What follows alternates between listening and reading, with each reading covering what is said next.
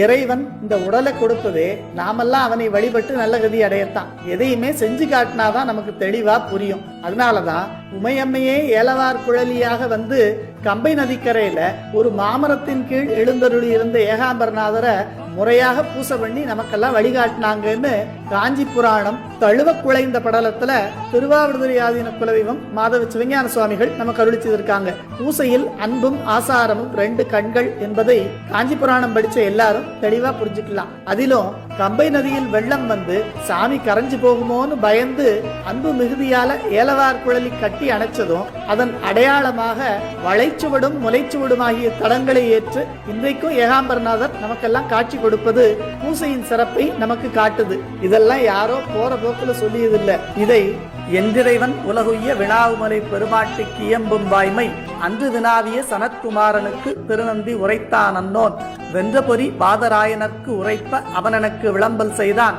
குந்தனைய பெருந்தவத்தீர் சிவனை காண்பதற்கு ஏது இதுவே கொண்மின்னு காஞ்சி புராணம் தல விசேட படலத்துல திருவாவடுதுறை ஆதீன குலதெய்வம் மாதவ சிவஞான சுவாமிகள் நமக்கு அருளி செய்கிறார். இறைவன் உமாதேவிக்கு உணர்த்தியதை நந்திதேவர் சனத்குமாரருக்கும் சனத்குமாரர் வியாச முனிவருக்கும் அவர் சூத முனிவருக்கும் அருளி செய்தாராம். நாமெல்லாம் இதை கேட்டு நல்ல கதி அடைய நம்முடைய திருவாவடுதுறை ஆதீன குலதெய்வம் மாதவ சிவஞான சுவாமிகள் நமக்காக இந்த காஞ்சி புராணத்தில் இதையெல்லாம் அருளி செய்திருக்காங்க. எத்தனையோ பிறவிகள்ல செய்த புண்ணியத்தின் பயனாகத்தான் இதை பற்றி கேட்கவும் தெரிஞ்சுக்கவுமே நமக்கு வாய்ப்பு கிடைச்சிருக்கு. இதை சிறந்த முறையில் பயன்படுத்தி ஏலவார் குழலி சமேத ஏகாம்பரநாதரை வழிபட்டு நல்ல கதி அடைவோம்.